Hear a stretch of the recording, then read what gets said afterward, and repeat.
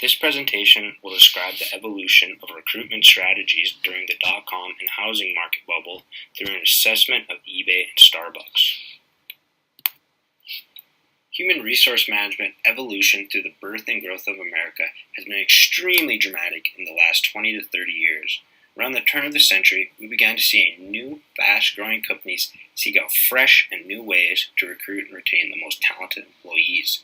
In 1914, Henry Ford increased the day wage from $2.50 to $5 in his automobile factory.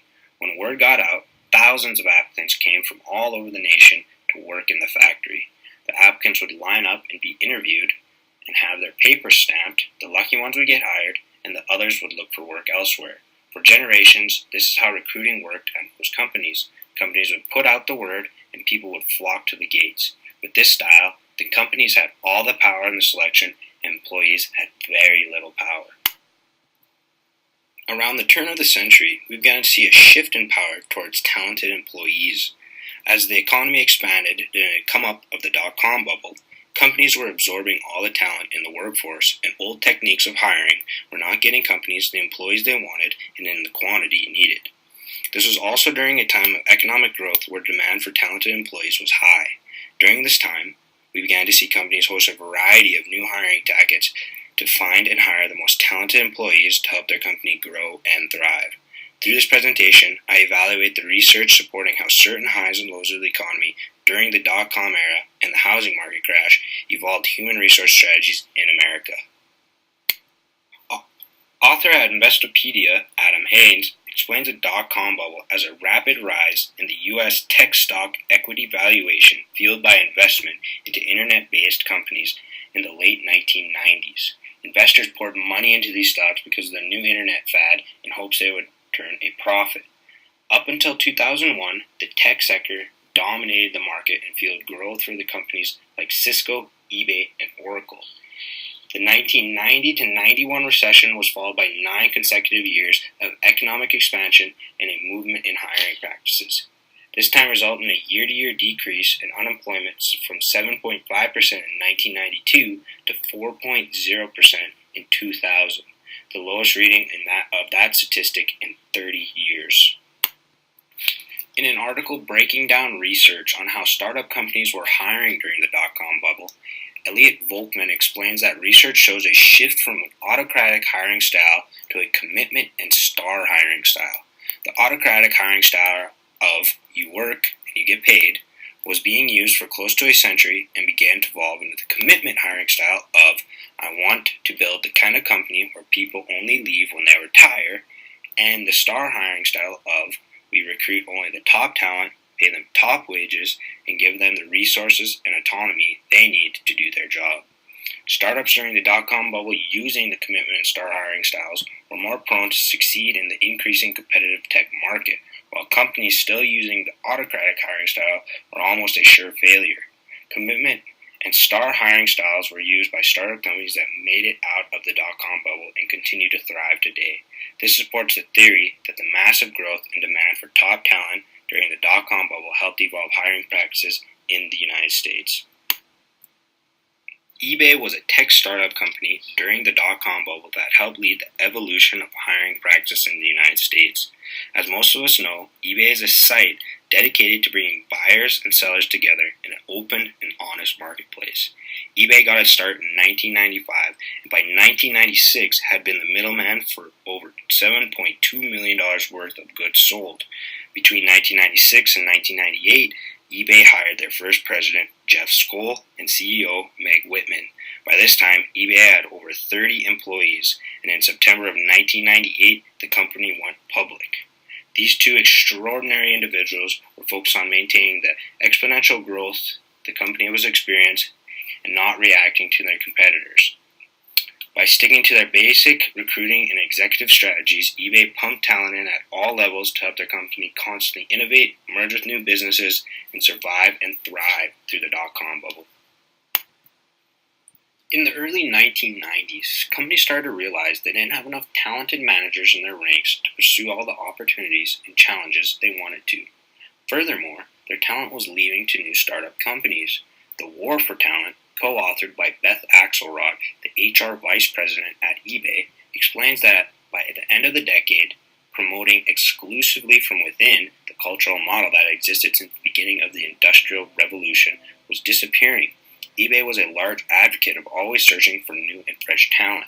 During and after the dot-com bubble, eBay was constantly hiring new senior-level positions to bring in fresh attitudes, new perspectives, and new ideas to the company. eBay also gained new perspectives by hiring outside their industry. For example, before Meg Whitman worked at eBay, she was a brand manager at Procter & Gamble and vice president of strategic planning at the Walt Disney Company. eBay was also keen on hiring a strong pipeline of young talent to fuel the massive growth for years to come. eBay understood that if they were not bringing in a significant number of highly talented young people, they were giving up on an opportunity talent building tool. eBay led the way in revolutionizing human resource strategy before and after the dot-com bubble.